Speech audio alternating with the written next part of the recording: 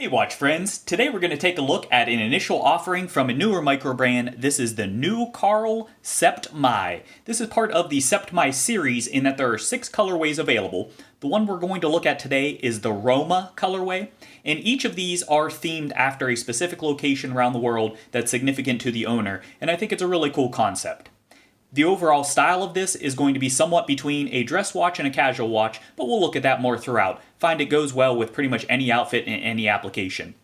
The style of this packs all kinds of unique elements throughout. Of course, you can see right off the bat the dial itself, but you'll see a lot more as we go through the video. So before we get into that, I wanted to show you a preview of one that's going to be coming up for the channel, on the channel here soon. This is the Batavi, and this is the Architect. This is one, it actually has a walnut dial. Excited to check this out, just came in. So before we dive into the actual watch, let's go ahead and take a quick look at the packaging. First, we have a soft touch box here. This does have a magnetic closure. And then on the inside, it has a nice soft foam that houses the watch. Pretty basic packaging, but nicely done overall, especially for a micro brand in the initial offering. So now let's go ahead and knock out the specs. This one is coming in at 41 millimeters, or just shy of 41 millimeters. It's actually 40.9 on my calipers. At the crystal, it is going to be 37.4 millimeters, so it still has a lot of dial presence on this one, and you'll see that on the wrist shots as well. For the lugs, this is coming in at 20 millimeters, so it is a universal strap size. And then for the lug to lug, this is going to be coming in at 46.2. You'll see though, because of this unique lug shape, it does wear a little bit differently than many others out there. So this is going to be small wrist friendly, certainly, but it does wear a little larger, I think, than that lug to lug length would denote.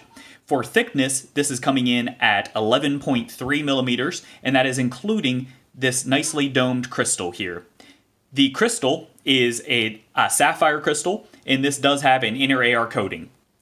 As for the movement, this is coming in with a Sellita SW215-1, which is a hand wind movement. It does have a 42-hour power reserve, and one of the things that I'm glad to see is it does still have hacking. That's something that most of the hand wind movements we've been looking at lately do not have, so that's a nice touch. For water resistance, this is coming in at 50 meters of water resistance, or 5 atmospheres, so it's going to be sufficient for your day-to-day needs, but certainly wouldn't recommend jumping in a pool with it. For weight on this included strap, this is coming in at 63.4 grams, so it has a nice light feel. And then as far as the total packaging, you already saw the box. I believe it just comes with the watch head and comes on a strap, though we'll look at a lot of straps throughout this because they were kind enough to send me many different options available for it.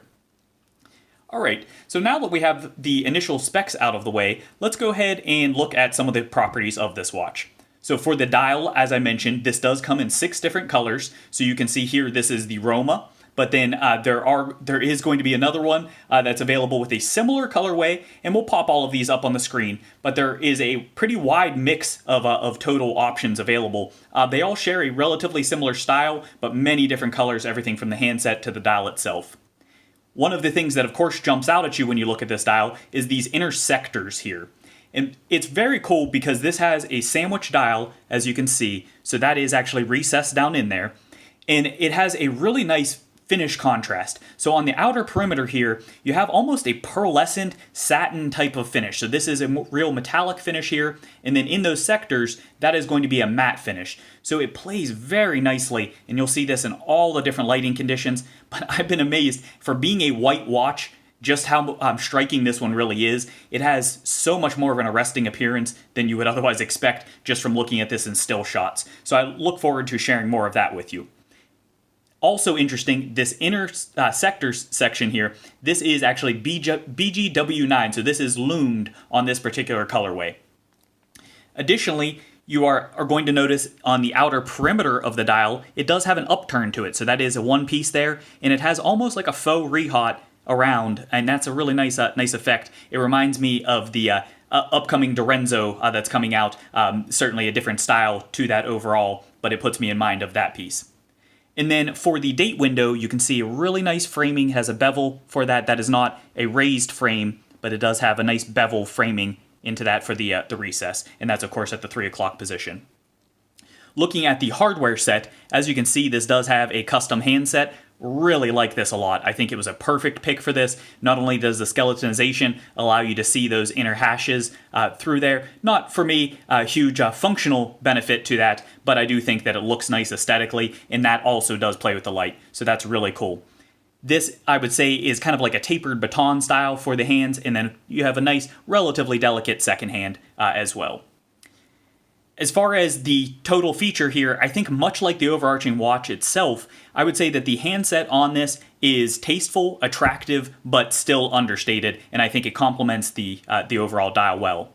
As far as the markers, these are silk printed all the way around there, and then of course you can see on the inner portion of the dial as well as the outer portion of the dial. And legibility is absolutely not an issue in any lighting condition, with the exception of darkness, and we'll talk about that more with the lume portion. The case here, as you can see, and the camera will play along with us, this is a full polish all the way around. Every single surface is a full polish. I'm not usually a huge fan of full polish watches. However, I must say I find that it complements this one nicely, and that's partly because it has such a unique design to this overall case. So as you can see, this has what they describe as their floating case. And on all of these surfaces of this floating case is actually a hardened coating. So this is 316L stainless steel, but it is hardened on all surfaces, so it should hold on to that polish a lot longer. The floating case concept itself, of course you can see from the overall design as to what they're going for there, where it not only looks like it's floating on the wrist, but of course the watch head itself, in case you can tell there, is actually a two-piece construction for this inner and outer case, if we can get the camera to focus there. So that's a really unique touch to that also. For the overall lug shape, as you saw here, it's kind of interesting. So you have, I can't really call them downturned lugs because they're actually upturned lugs, but it does wear, interestingly, on the wrist. So you can see from the top, it looks like it's a downturn and would contour, but then on the underside, that's part of what gives that floating effect to this overall. So really interesting touch there, and a neat concept that I've never seen executed before. Flipping over to the crown, this one is coming in with a 5.8 millimeter crown. That may look like it is loomed, but it is not. However, it is a signed crown. This is a push-pull, which I think fits the styling well, and it makes, of course, for easy adjustment and frequent winding, which you would expect for a hand winding, so certainly wouldn't want to have to unscrew the crown that frequently, so that's nice. For the touch here, it does have a channel cut down the middle in between the knurling, which I think visually adds to the overall aesthetic. And as we mentioned there, this is going to be a signed crown. Listen to this sound. This is one of the things I want to show you with this. I'm hoping the camera's picking that up. It is an intoxicating little click. It reminds me of the 6498 movement where you get a nice pronounced. It's not quite that pronounced for it, but it is really nice and enjoyable to go. Easy enough to manipulate, and I love that click. Switching over to the case back, you can see, again, this is still full polish there. This is a screw-in case back, or secured with screws for that, and of course, exhibition case back. Look at that movement beating away. Absolutely gorgeous touch. Nicely decorated. It's, I would say, relatively simplistic for the decoration. Of course, the branding there, and nice little touches throughout with the color variation. And of course, let's get that movement going, so you can see the gears turning there. That's a really nice touch as well. And of course, the text on the case back, just relatively clean, basic text there. And then of course, identifies the Roma edition, and this is one of 99. This, I forgot to mention, was sent in for review, so this is a review sample. This is just a loaner, and it will be going on to the next reviewer. So thank you, Neucarl, for sending this one in for me to check out. All right, so looking at the straps, these standard strap options, so this is an Epsom leather strap, which if you know my channel, you know I don't use leather, but we will check out some other options available. I found this to be a strap monster. This is going to be, of course, 20 millimeters at the top, and then down at the last hole, it tapers down to just under 18 millimeters, so I'm getting 17.7 on my calipers. It does have quick release, so that makes for nice easy strap changes there with the standard size. And these straps are lightweight, and they are pliable as well. So they do contour nicely to the wrist, so if you like leather straps, these will work well for you. while we're on the topic of straps, let's go ahead and bring in some of these. I mentioned we had a variety of straps. Check out all these colors that are available. Absolutely insane, all of the options. We'll just go ahead and do a quick slide down the road there so you can see just how well this particular one works with each of these different colorways that are available. You've got multiple shades of blue options. This is actually a very dark navy that's on it now. You have all different kinds of fun colors going on here. A lot of options to check out. And then I'm going to show you a different one, an Artem sailcloth strap, which is actually my personal favorite. We'll see that when we look at the outdoor footage here. So now that we have a better flavor of this watch, let's go ahead and check out some comparisons, because this is one of the things that I really want you to get an idea of.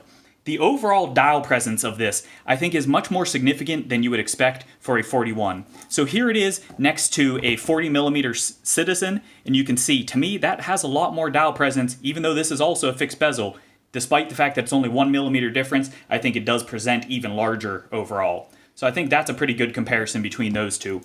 And just for grins here, I also wanted to, sorry about that, I also wanted to go ahead and show this next to a 42mm. This is a Zello Sky Raider, and you can see, I think it really keeps up size-wise, even with this 42mm Zellos. So really a lot of wrist presence for that. And as you saw there from the initial shots with that on my wrist, it presents even larger, I think, than just the dial because of the way the case is designed.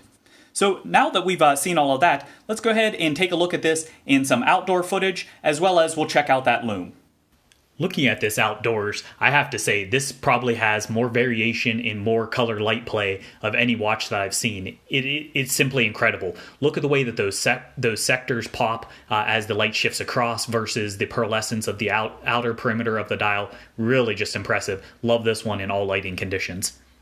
Transitioning now to the lume, this is one area where I will say this is more of an aesthetic or design feature for it than it is actually a functional area. The lume is rather lackluster on this, but certainly it's something that's a nice touch, and I do think it's a cool feature of having those sectors. All right, so there you have it. So in closing, let's go ahead and talk about some of the positives, some of the negatives, and the overall summary for this piece. So first, some of the things that I like. This piece is unlike any that I've ever seen before. It's really uniquely styled, I think, in a very good way. I think that this didn't just try to go out of the box and have a swing and a miss. I think this is fantastic. It really has been enjoyable to wear, and this is one I'm honestly going to have a hard time giving back.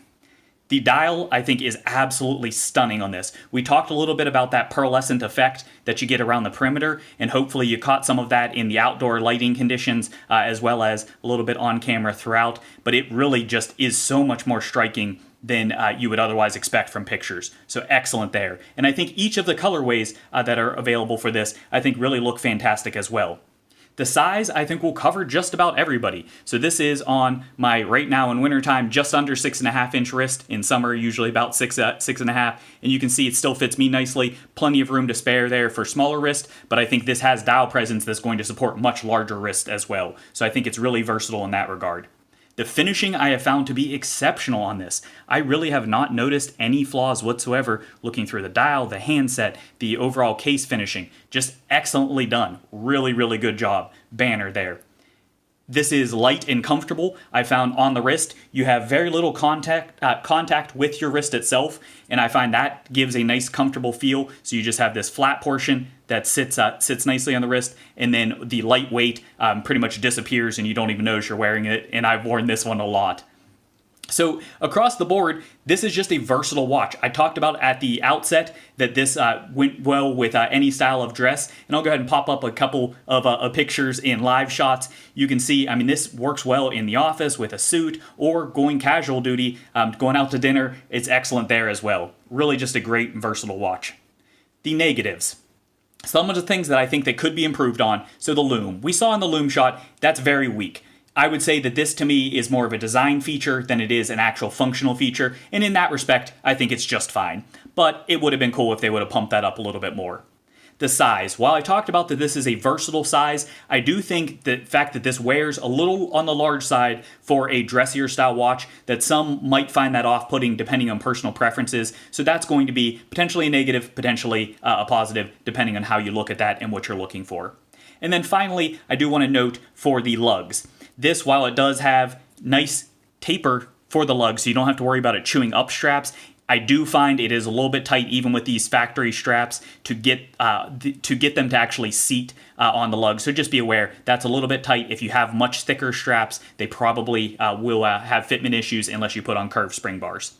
So finally, with all of that, where does that leave me with this watch? So as we talked about at the outset, very impressed with this thing. Really like it quite a lot. Overall, the only thing I can say for summary is I absolutely love this watch. I think it's extremely well done. I think it looks much better in person than it does in pics, though it looks cool in pictures as well. So one thing that we didn't talk about there is the pricing. So right now, this is currently with the 3 new colorways, this is on the tail end of pre-sale pricing, so it has gone up a little bit. It's priced in euros, but I converted to US dollars. It's coming to about $625 in US dollars until May for 3 of the colorways. That's May of 2021. The retail price on the other 3, including this, which is one of the original 3 batch, is $716. However, if you do sign up for email, you can get a $60 discount as well. So that puts them relatively within the same ballpark of $650 plus or minus for that. For everything you're getting, I think it packs a lot of value for it. And if you're in the market for this style watch, I definitely do highly recommend this one. It's absolutely worth a look. So I hope this video has been helpful for you in making your decision. If you enjoyed the video, please do consider hitting that like button. Additionally, if you haven't already, please hit that subscribe button. And finally, if you would like to help support the channel, please do check the descriptions. I have, in many of the reviews, I have affiliate links for Amazon. Any purchases through that do help me out, and I get a small commission. Additionally, if you'd like to find me on another medium, you can find me on Instagram. Thanks for watching.